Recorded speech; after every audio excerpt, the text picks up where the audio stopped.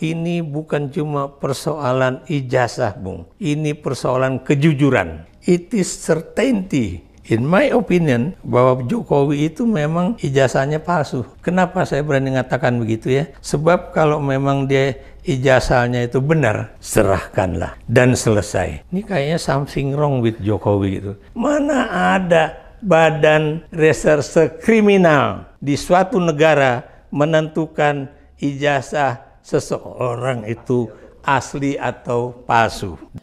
Ini berhadapan David melawan Goliat.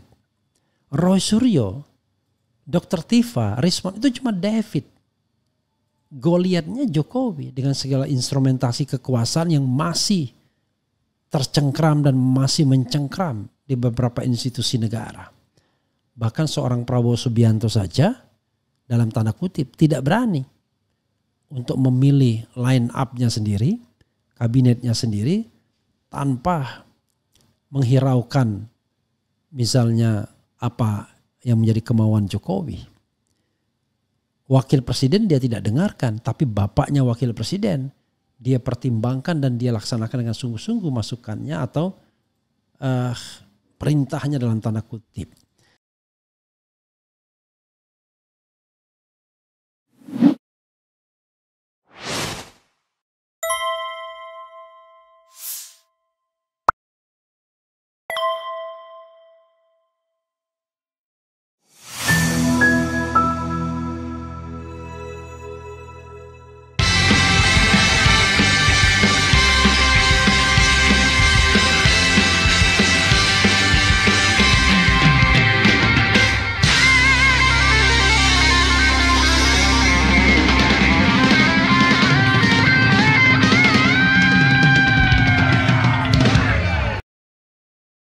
Kenapa tidak percaya dengan lembaga negara? Itu saya kembali. Pergi saja dari Indonesia menurut saya. Receh banget lah gitu ya. Oke. Ini nggak akan selesai ya. Selesainya kalau orang-orang ini ditangkap. Ya ditahan. Saya tidak mau hidup saya yang sekali saja menjadi hina untuk menjadi penjilat. Walaupun dapat jabatan komisaris dan jabatan menteri, wakil menteri dan lainnya. Saya siap ditersangkakan, dikriminalkan seumur hidup juga saya siap. Ini ilmiah, Bang. Sama seperti ini tadi kepastian alam. Kita hidup di darat, nggak mungkin kita hidup di air. Dari Ibu Irma Suryani Chaniago, anggota DPR RI dan politisi. Beliau menyebut kami, saya, Pak Roy Suryo, Pak Rismon Sianipar, dan rekan-rekan lainnya sebagai manusia kadus, pengacau, serta meminta kami agar ditangkap dan ditahan karena mempertanyakan keaslian ijazah Pak Joko Widodo. Bahkan beliau menuduh Pak Roy Suryo sebagai pakar telematika palsu dan menyamakan kami dengan pelaku kekacauan nasional. Ini lucu sekaligus memprihatinkan. Kenapa?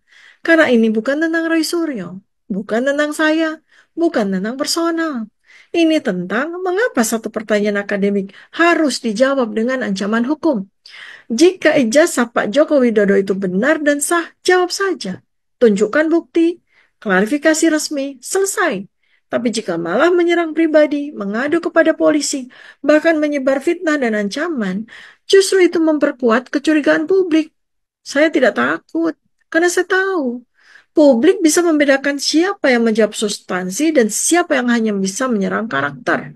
Jadi kepada Ibu Irma Chaniago dan kepada semua yang menyerang kami, saya ucapkan terima kasih. Justru karena serangan Anda, rakyat jadi makin penasaran. Justru karena Anda marah, rakyat tahu ada yang sedang disembunyikan.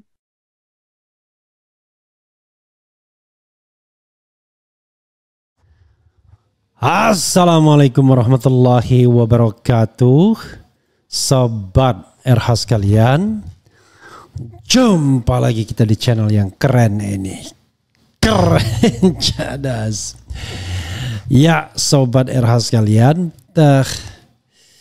saya prihatin ya. Masalah ijazah ini kok jadi rumit berlarut-larut dan kemudian menciptakan saling gesekan sesama anak bangsa. Padahal kan masalahnya sederhana. Seperti yang dikatakan banyak orang. Tunjukkan ijazahnya, press conference, kemudian silahkan ijazah itu diteliti dan lain sebagainya. Selesai. Kenapa kita kemudian kesana kemari ya, sampai mau ngusir dari Indonesia, lalu kemudian dibalas dengan macam-macam lah. Jadi menurut saya ya agak aneh. Dan khusus untuk Irma Chaniago, saya kira ada poin pentingnya.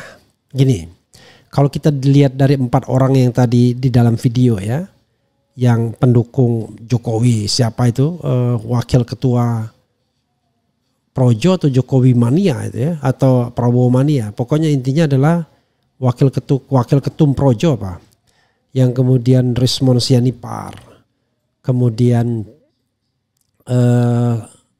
Dr. Tifa dan Irma Chaniago. Kan Irma yang sesungguhnya yang harusnya wise, menengahi, mengayomi, karena dia anggota DPR bro, ya wakil rakyat dari daerah Sumatera Selatan kalau tidak salah, Sumatera Selatan 1 atau 2 saya tidak tahu. Harusnya dia yang berusaha untuk mengayomi, karena sebagai anggota DPR terikat yang namanya public etika publik. Lah ini kok anggota DPR malah bilang tangkap. Saya nggak habis pikir. Kok bisa begitu ya? Di republik ini ya, kalau Anda diangkat sebagai pejabat publik, yang saya lihat kok Anda malah merasa makin leluasa untuk ngantemi rakyat. Dan itu gejalanya sama. Ketika Anda, saya tidak tahu ya tadi siapa ya tadi, Andi apa namanya ya, apakah dia itu sudah jadi komisaris di perusahaan atau tidak. Tapi let's say walaupun dia komisaris kan bukan pejabat publik seperti anggota DPR, para menteri dan lain sebagainya. Jadi beda kapasitasnya. Sebagai pejabat publik dia harus lebih menjaga omongannya, lebih mengayomi, lebih merepresentasikan kepentingan rakyat, terutama yang diwakili. Tetapi jangan lupa anggota DPR itu anggota DPR RI, bukan anggota DPR di daerah tertentu. Asalnya boleh dari Sumsel 1 atau Sumsel 2, Sumsel 2 sepertinya, tetapi dia adalah Dewan Perwakilan Rakyat Republik Indonesia. Nah ini boro-boro DPR RI ini mengambil alih isu mengenai ijazah palsu ini agar tidak memunculkan terus-menerus kegaduhan. Kok malah ikutan menyerang orang yang mempertanyakan ijazah palsu ini. Karena kalau kita bicara tidak ada asap kan tidak mungkin ada api. Kalau kita melihat soal ijazah palsu isu ini adalah kan dimulai dari sebuah buku yang bernama Jokowi Undercover. 2 lelaki yang tak miliki ijazah, kan begitu. Jadi sangat aneh bin ajaib. Kemudian seolah-olah ini muncul begitu saja oleh Roy Suryo, Dr. Tifa dan Rismon Sianipar. Enggak. Bahkan dalam kasus ini sudah ada korban, Bambang Tri dan Gus Nur yang dituntut 10 tahun penjara, kemudian divonis 6 tahun penjara dan kemudian inkrahnya 4 tahun penjara untuk sebuah hal yang mereka sedang pertanyakan betul atau tidak. Yaitu benarkah ijazah Jokowi itu palsu atau tidak. Dan tidak pernah dijawab selama proses persidangan. Tidak pernah dihadirkan ijazah yang sokol katanya asli tersebut. Kan itu pangkal persoalannya. Jadi tidak ada transparansi. Maka orang tetap mempertanyakan ada atau tidak. Jadi saya merasa aneh ya. Terlepas saya kira yang namanya pribadi selalu ada sikap ya. Saya lihat memang Irma besar sekali pembelaannya terhadap Jokowi. Saya tidak tahu kenapa, why. Kalau 2 saja jawabannya. Karena dia mungkin berterima kasih sama Jokowi. Kedua, gejala orang mapan. Gejala orang mapan itu begini. Ketika kita merasa menjadi bagian dari kekuasaan. Orang anggota DPR itu kan sering sekali merasa bahwa dirinya bukan mewakili rakyat. Tapi mewakili kekuasaan. Mewakili establishment. Mewakili orang yang hidupnya sejahtera oleh negara. Yang pendapatannya ratusan juta dari negara. Maka kemudian kecenderungannya adalah justru tidak suka dengan aktivis. Padahal kita tahu bahwa Irma adalah seorang aktivis dulunya. Aktivis buruh kalau tidak salah. Kok nggak kelihatan bekas aktivisnya itu. Jadi bagaimana ketidaksukanya terhadap Rocky Gerung misalnya. Dia selalu mengatakan Rocky Gerung. Tapi memang kelebihan Irma itu adalah dia melakukan itu secara terbuka, langsung di depan orangnya. Ketika berdebat dan lain sebagainya. Tetapi sekali lagi, terlepas dari keberanian yang super berani tersebut, tetapi kan harus diingat dia adalah wakil rakyat. Kalau wakil rakyat, nimpe rakyat, kita bingung, kita mau ngadu ke siapa lagi. Harusnya dia tempat mengadu. Ya, karena wakil rakyat kan, wakil rakyat seharusnya merakyat kan begitu. Jangan tidur kalau ngomong soal rakyat. Jadi kok bisa? Padahal isu ijazah palsu ini akan sampai pada episode memenjarakan orang. Karena pendukung Jokowi tidak lagi berpikir bahwa bagaimana menyelesaikan ini secara elegan. Yang dia pikirkan adalah bagaimana mengadukan dan memenjarakan orang yang mempermasalahkan ini. Kan aneh jadinya. Yang mau dipenjarakan itu doktor dan kandidat doktor. Dr. Tifa mau ujian disertasi, kemudian Rismon dan Roy Suryo adalah doktor. Malah dikutak-katik Rismon soal ijazahnya dan lain sebagainya. Rismon itu orang biasa, bukan pejabat publik. Kok aneh itu? Nah, inilah yang menurut saya di republik ini yang kadang-kadang tidak proper. Kewajiban orang yang dibiayai oleh negara, oleh pejabat oleh pajak rakyat itu tidak lebih besar dibandingkan kewajiban seorang warga negara biasa. Dr. Tifa warga negara biasa, Roy Suryo warga negara biasa, Rismon warga negara biasa yang tidak makan dari uang rakyat, pajak rakyat, tidak makan dari APBN. Sementara Irma orang yang tidak hanya makan dari APBN tapi disejahterakan APBN. Coba berapa ratus juta anggota DPR itu bisa pegang uang sebulan. Uang reses saja kalau dulu 250 juta kalau tidak salah. Tapi sekarang saya tidak tahu berapa. Bayangkan. Setahun 4 kali atau 5 kali reses. Itu saja sudah lebih dari 1 miliar, bayangkan. Jadi saya tidak habis pikir. Ada anggota DPR yang justru nimpe rakyat. Ini saya kira kritik yang saya kira proporsional saja. Berlaku semua untuk semua anggota DPR. Tidak hanya Irma Caniago. Cuman bedanya adalah anggota DPR lain tidak nimpe, cuman diam. Ini sudah tidak membela, diam, nimpe gitu. Jadi saudara sekalian, sekali lagi ya, ini berhadapan David melawan Goliat. Roy Suryo, Dr. Tifa, Rismon itu cuma David. Goliatnya Jokowi dengan segala instrumentasi kekuasaan yang masih tercengkram dan masih mencengkram di beberapa institusi negara. Bahkan seorang Prabowo Subianto saja dalam tanda kutip tidak berani untuk memilih line up-nya sendiri, kabinetnya sendiri tanpa menghiraukan misalnya apa yang menjadi kemauan Jokowi. Wakil presiden dia tidak dengarkan, tapi bapaknya wakil presiden dia pertimbangkan dan dia laksanakan dengan sungguh-sungguh masukannya atau perintahnya dalam tanda kutip. Jadi itu yang harus kita pahami sobat era sekalian. Prihatin terus terang saya ya. Tidak ada perdebatan lain kecuali tadi pergi dari Indonesia. Pergi saja. Kemudian apalagi tadi penjarakan saja, tangkap saja. Ini orang mau dipenjarakan, mau ditangkap itu ya. Ada rasionalitasnya. Ada groundnya, ada alasannya. Alasan menangkap itu apa? Kalau alasannya adalah pencemaran nama baik, itu tidak ada alasan untuk menangkap. Karena maksimal ancaman hukumannya 4 tahun. Masa anggota DPR nggak paham? Lalu kalau dikaitkan dengan pasal apa? Pasal provokasi.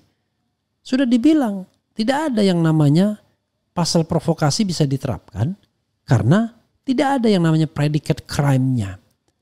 kejahatan atau pelanggaran apa yang sudah dilakukan oleh orang yang terprovokasi dalam pasal 160. Lalu pasal mengenai memalsukan dokumen atau mengubah dokumen dan lain sebagainya. Roy Suryo respon tidak mengubah dokumen apa-apa. Dia hanya meneliti dokumen yang sudah ada.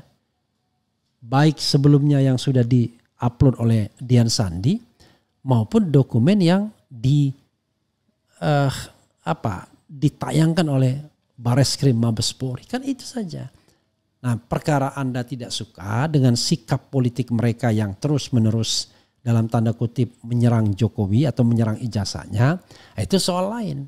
Ini kan kebebasan berdemokrasi, bro. Kalau misalnya yang mereka serang itu warga negara biasa saja, wah, saya menganggap tidak hebat. Ini orang kecil Anda serang, Anda kritik. Ini tidak. Yang mereka kritik itu a powerful person yang kemudian masih dipagari oleh orang-orang seperti Irma, oleh tadi Andi tadi, orang-orang yang fans clubnya. Memang uang dan kekuasaan itu adanya di Roy Suryo dan Dr. Tifa serta Risma. Tidak, uang dan kekuasaan itu masih ada di Jokowi, bro. Ya kan? Ditambah anggota DPR yang masih berkuasa, kan tambah kuat, tambah Goliat mereka melawan David. Jadi kalau seandainya David ini kemudian katakanlah punya kekuatan, ya kekuatannya kekuatan moral. Nah, kekuatan moral itu dua saja sumbernya. Satu berasal dari dalam diri kejujuran, yaitu untuk memperjuangkan amar ma'ruf nahi mungkar kalau seorang muslim. Yang kedua, dukungan rakyat, baik itu terang-terangan maupun silent majority. Kenapa saya katakan dukungan rakyat? Kalau seandainya rakyat tidak mendukung isu ini, mereka tidak akan populer. Mereka tidak akan berani terus maju. Karena tidak didukung oleh rakyat. Walaupun saya paham ada orang yang begitu gigihnya mempertahankan atau memperjuangkan keyakinan dia. Walaupun tidak ada yang mendukung. Itu special person. Tapi ini masyarakat mendukung. Pertanyaannya adalah, kok ngerti kalau masyarakat mendukung? Paling tidak ya ada survei-survei, ada polling-polling, ada masukan-masukan, ada komen-komen, ada dukungan-dukungan. Kan itu kan menunjukkan bahwa ada dukungan masyarakat tersebut. Tapi kan tidak semua rakyat Indonesia mendukung. Iyalah, kalau semua rakyat Indonesia mendukung kan beda soalnya. Paling tidak saya bikin polling 89 sampai 90-an%, minimal 89% mendukung Rismon dan Roy Suryo serta Dr. Tifa. Dalam hal apa mendukungnya? Ya, saya ulangi lagi yang namanya polling-polling itu. Polling-polling itu menyangkut misalnya mana yang Anda percaya, Bareskrim atau Roy Suryo dan kawan-kawan? Percaya Roy Suryo dan kawan-kawan. Apakah Anda percaya bahwa ijazah Jokowi asli sebagaimana dikatakan oleh polisi atau Bareskrim? Gak percaya. Apakah Anda percaya UGM soal keaslian? Gak percaya UGM. Nah, dengan demikian memang kepercayaan itu ada pada Roy Suryo dan kawan-kawan. Jadi sobat era sekalian, nih, mana yang Anda lebih percaya dalam soal ijazah Jokowi? Bareskrim Mabespori atau Roy Suryo dan kawan-kawan? 124.000. Orang lebih percaya Roy Suryo dan kawan-kawan. Ya, mana yang apalagi misalnya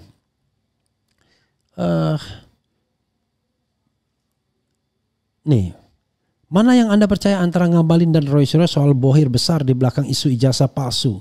Ngabalin menuding, Roy Suryo membantah. Percaya Ali Muhtar Ngabalin cuma 7%, percaya Roy Suryo 93% dari 130.000 vote atau suara. Kan tidak kecil. Jadi kalaupun saya misalnya nanti voting, mana yang lebih Anda percaya? Dukung Irma Suryani atau Roy Suryo? Saya yakin akan lebih banyak mendukung Roy Suryo. Nanti orang bilang, lah kan Anda satu kolam menggunakan instrumen. Lakukan. Let's say misalnya polling itu dilakukan oleh Metro TV. Kita akan lihat misalnya. Bisa jadi yang banyak orang mendukung Roy Suryo. Begitu saudara sekalian, ya. Ini sekedar masukan saja, ya. Tetapi saya tahu, ya, ini tidak akan didengarkan masukan ini. Tetapi saya mengajak logika bernegara saja. Seorang anggota DPR, seorang pejabat publik harusnya lebih wise, lebih bijaksana, tidak nimpe rakyat. Dan ini aneh sekali, seorang anggota DPR tiba-tiba menunjukkan ketidaksukaan dengan orang-orang yang kritis. Saya juga bingung. Why? Justru orang-orang kritis itu membantu kinerja anggota DPR. Kenapa? Karena DPR jadi nganggur jadinya. Kan yang harus kritis kan anggota DPR. Kalau ini kan tidak. Anggota DPR sudah diundang ke televisi tapi tidak menunjukkan pembelaannya kepada rakyat. Yang dia tunjukkan adalah pembelaannya kepada oligarki. Pembelaannya kepada mantan presiden. Kan jadi aneh. Jadi double incentive. Sudah dibiayai oleh negara untuk membela rakyat, rakyat nggak dibela sama dia. Yang dibela adalah oligarki. Yang dibela adalah Jokowi. Kalaupun misalnya, katakanlah Roy Suryo, kemudian Dr. Tifa, Rismon itu keliru, kalaupun misalnya. Tidak boleh juga seorang anggota DPR langsung nimpe. Wise saja. Harusnya kan, gitu. Harus wise mengatakan macam-macam lah ya. Nanti kalau kita ngomong begini kita akan dibilang waduh ini kan junior saya dan lain sebagainya. Iya, kalau soal lebih tua kan it doesn't mean orang yang lebih senior itu lebih wise. Kan tidak mesti juga. Kadang-kadang senioritas itu hanya untuk menunjukkan bahwa saya lebih tua dari Anda, tetapi belum tentu juga Anda lebih wise gitu. Jadi begitu ya. Dan Dr. Tifa ya menantang Irma Chaniago. Nanti coba di publik. Mana yang lebih Anda pilih? Ya, Dr. Tifa atau Irma Chaniago? Saya mau iseng-iseng bikin polling ya. Mana Anda yang lebih pilih? Ya, mana Anda yang lebih percaya? Irma Chaniago atau Dr. Tifa? Nah, tapi untuk sementara enggak usah lah saya bikin polling seperti itu kan. Jadi gitu saudara sekalian. Sama saya dikatakan pollingnya amatiran. Saya katakan Refli bikin polling amatiran. Amatirannya di mana? Orang menggunakan platform YouTube. Masa saya menggunakan platform YouTube orang lain? Dan 130.000 yang mengisi polling tersebut. Anda bilang amatiran di mana amatirannya? Jadi polling yang benar itu adalah polling kalau yang menang Pak Jokowi. Kan nggak bisa begitu. Oh tetapi ini kan karena di Refli Harun Channel. Ya ada kan di tempat lain. Pertanyaannya sama. N-nya juga sama. Kira-kira hasilnya seperti apa kan. Begitu. Begitu aja kok repot. Nah saya tidak pernah melihat. Ada polling yang sebanding dengan yang saya lakukan. Mana ayo mana. Kalau misalnya hasilnya berbeda ya udah kita terima itu sebagai sebuah perbedaan. Tapi ini Anda ingin menihilkan polling saya. Tetapi Anda tidak menyajikan polling tandingannya. Ayo dong polling tandingannya ya, yang 130.000 juga yang voting. Kita akan lihat berapa hasilnya, berapa yang pro ijazah palsu, berapa yang pro ijazah asli. Kan begitu. Nah, itu namanya apa? Demokrasi itu hidup. Jangan Anda berasumsi, wah, rakyat yang mana Anda yang pilih loh. Saya tidak mengatakan mewakili rakyat, tetapi paling tidak saya punya polling yang diikuti 130.000 votes. Dan itu a big number, bukan small number, kan begitu. Dalam teori statistik, kalau seandainya N-nya tambah besar, nah maka deviasinya makin kecil. Bisa jadi itu menunjukkan realitas. Tapi kan ada data lain yang mengatakan 66,9%. Itu saya udah kritik beberapa hal. Boleh kan mengkritik. Pertama N-nya cuma 1.200, 1.300 dan Anda mengatakan mewakili isu nasional. Kedua database-nya dari database Anda sendiri sehingga bias. Bias juga dengan institusi Anda karena itu orang-orang yang pernah Anda wawancarai tatap muka. Dan kemudian rumusan pertanyaannya juga itu justru terlalu strong sehingga akan memunculkan reaksi untuk mengatakan sebaliknya. kemudian pilihan jawabannya juga tidak imbang antara yang positif dan negatif, kan terbuka kita. Sama seperti tingkat approval Prabowo yang katanya 80% atau 81%. Setelah kita lihat enggak 81% bro, 59% saja. Karena 22% kata cukup itu dimasukkan. Dan itu tidak fair.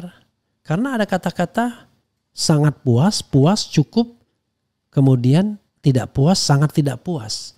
Lah harusnya kata cukup itu netral, 0. Jangan dimasukkan ke dalam puas atau sangat puas. Puas dan sangat puas saja kan. Jangan kata-kata cukup. Tapi kata cukup yang 22% itu dimasukkan sehingga rating approval jadi 59%. Nah ini kan gak fair. Jadi 81%. Jadi rating approval Prabowo itu cuma 59% berdasarkan survei IPO terakhir itu sesungguhnya. Bukan 80%. Itulah. Karena kenapa? Karena ada satu komponen 22% kata cukup itu dimasukkan sebagai yang positif. Padahal harusnya itu netral. Gitu. Oke. Coba kita bacakan komentar Sobat RH sekalian ya. Oke, coba kita bacakan ya. Jangan marah ya. Caneagu Partai Nasdem just info. Ya justru itu aneh. Padahal Nasdem kan tidak mendukung Prabowo dan tidak masuk dalam pemerintahan. Tetapi apakah she is a double agent? We don't know exactly ya. Kemudian, Assalamualaikum Abang Refli, sehat selalu, semakin keren dan cerdas. Lebih seru seandainya Gus Nur dihadirkan di podcast Bung Refli. Waduh, janganlah, kasihan dia. Nanti salah slip of tongue lagi dan tiba-tiba masuk penjara lagi. Tapi ya kalau dia mau ya nggak ada masalah. Tapi pernah saya mau interview, dia bilang nanti dulu lah ya, waktu baru bebas. Assalamualaikum. Kemudian mendidik rakyat untuk jadi zombie. Bu Irma sebagai anggota DPR, kenapa diam saja ketika Bapak Jokowi dan Paman Usman nyata tidak taat kepada Undang-Undang Nomor 28 tahun 1999 tentang penyelenggaraan pemerintahan yang bersih dan bebas KKN? Irma mencoreng Partai Nasdem. Cakep jawaban Ibu Tia. Ibu Tia itu apa? Ibu Tifa, maka bukan Ibu Tia. Paris hadir bro, masalahnya sederhana. Yang membuat rumit kan Jokowi. Iyalah. Orang dia tidak mau menunjukkan ijazahnya. Kan kalau ijazah dia tunjukkan case close. Tapi kalau ijazahnya benar-benar asli. Tapi kalau ijazahnya tidak asli, ya tidak akan case close. Ya kan? Case close itu adalah kalau dokumennya asli. Kemudian Irma aneh tapi nyata. Anggota DPR kok seperti itu, sudah tidak enak makan uang rakyat. Oke. Irma aneh tapi nyata, anggota DPR kok seperti itu, sudah enak makan uang rakyat. Akibat ketidakjujuran seseorang, negara jadi carut marut. Kemudian jangan ngatain ya. Kemudian DPR susupan, Demokrat waspada, banyak member susupan, maksudnya apa? Member susupan, banyak member susupan. Kalau boleh tahu apa agama Ibu Irma itu ya muslimah lah, dia kan seorang muslim dia. Apa lagi ya? Seharusnya orang Sumsel jangan pilih lagi orang seperti Irma C karena dia nggak berkualitas, cuma bisa membela yang suka berbohong. Berani ngundang Joshua, ya beranilah. Hai Joshua Sinambela ya, kasih dong yang ini. Rismond sudah oke untuk dipertemukan di RH Channel. Saya tidak tahu nomor Joshua Sinambela, tapi kalau ada yang tahu atau Joshua sendiri mendengar, tolong hubungin RH Channel dan atau hubungi Rismond untuk ketemu di RH Channel. Nanti akan bertemu, ini sendiri, akan jalan sendiri ya undangan ini. Jadi kalau mau di RH Channel ya lihat saja di about tentang itu kan ada nomor telepon yang bisa dihubungi ya. Dan jadi nanti silakan kalau seandainya betul mau berdebat akademik dengan Rismond. Tidak perlu menyerang pribadi, ya, tidak perlu mempermasalahkan ijazah Rismond dan lain sebagainya. Tetapi coba berdebat mengenai dokumen yang bernama ijazah itu, apakah versi Anda benar-benar asli, sebaliknya versi Rismond benar-benar palsu. Nanti kita lihat dua-duanya. Saya berjanji pasti akan memberikan kesempatan yang sama kepada dua belah pihak. Bila perlu kita kasih waktu, sebagaimana saya mempertemukan PLN dan Ethos Indonesia, dan saya katakan scoring 1-1. Pertama, Ethos tidak mampu menjelaskan karena yang penelitinya tidak datang, hanya direktur eksekutif yang tidak paham. Tapi kemudian pada round berikutnya PLN-nya yang kalah debat karena tidak mampu menjawab apa yang disampaikan Ethos. Nah, itu nanti kita akan lihat, ya. Silakan dikasih waktu untuk masing-masing presentasi dan crossfire setelah itu, kan begitu. Oke, jadi gini, sobat daerah sekalian. Kalau kita mau mencari kebenaran, maka apapun kebenaran itu kita terima. Tapi kebenaran itu bukan pengumuman Bareskrim. Bareskrim not adequate, tidak memadai untuk dipegang sebagai sebuah kebenaran. Yang ada adalah aroma untuk melindungi. Kan terlihat, ya. Jadi kebenaran itu bisa menggetarkan hati dan sanubari. Karena itu belum ada kebenaran yang muncul soal ijazah ini. Karena itu saya setuju yang mengatakan saya neither nor, either or. Jadi 50-50 masih. Saya 50-50 misalnya. Saya mengatakan orang lain, ya, 50-50. Kemudian Bu Irma tidak mengayomi rakyat, bicara attitude tidak beretika, memalukan. Perempuan bicara kasar, menyerang orang yang mempertanyakan ijazah, gak pantas jadi wakil rakyat. Dari dulu wanita itu memang berbaperan. Aku simak terus wanita itu dari LC dulu sampai sekarang. Gak sadar-sadar harusnya Bung Rocky lawannya. Jadi ya itulah cara dia untuk on fire, kan. Memang kadang-kadang dalam tanda kutip nakal itu yang namanya televisi dan media sosial ini.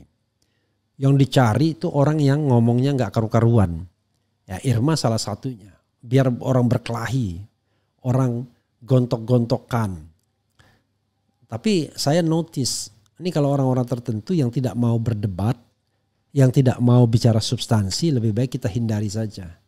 Saya catat, waduh kemarin ada lawyer, belum apa-apa, ribut, mau kelahi dan lain sebagainya. Ini apa-apaan? Oke, ya. Kemudian Asbun yang penting ngotot, ciri khas ternak mukidi, ya.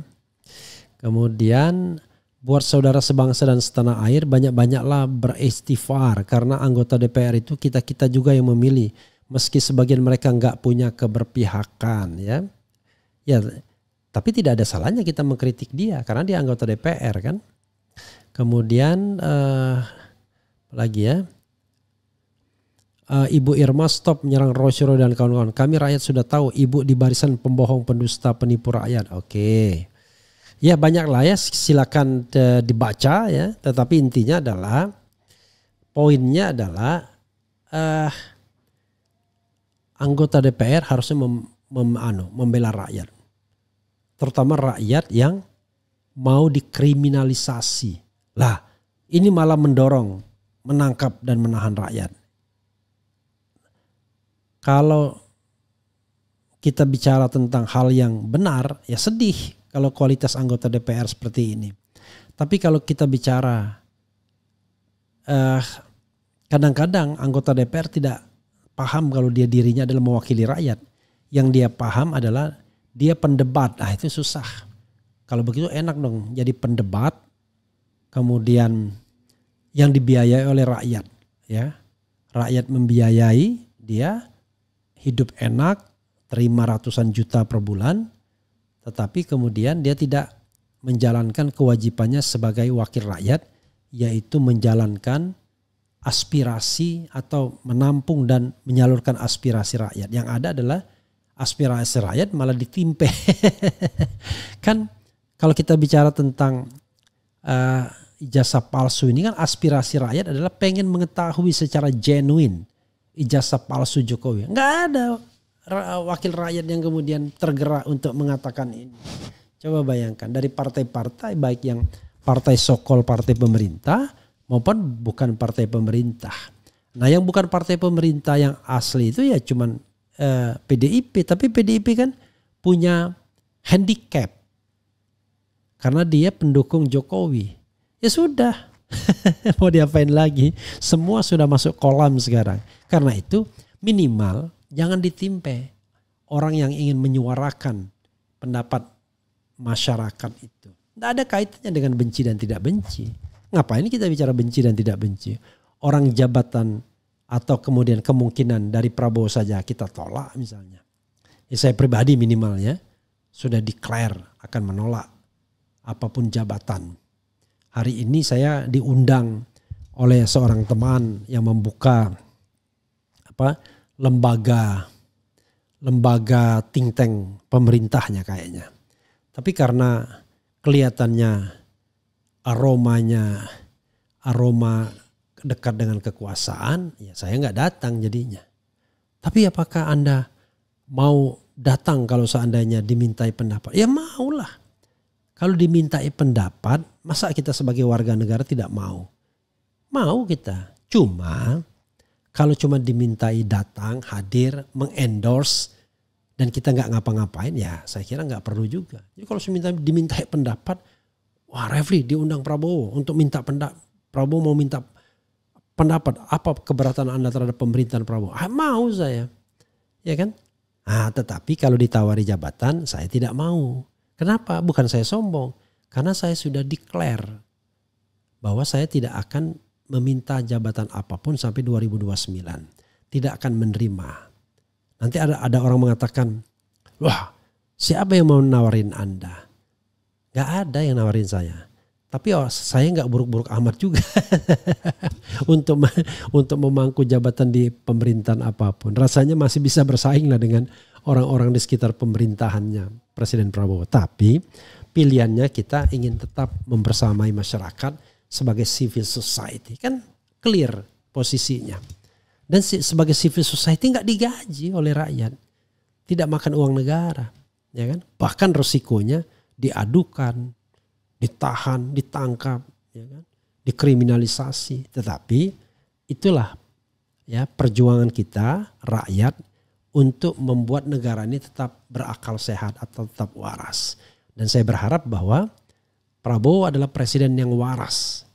Presiden yang tidak memenjarakan orang-orang yang kritis, orang-orang yang berbeda pendapat. Begitu sobat era sekalian.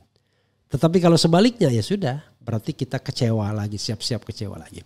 Itu saja saudara sekalian, mudah-mudahan ini bermanfaat. Wassalamualaikum warahmatullahi wabarakatuh. Keren, cadas, ciao.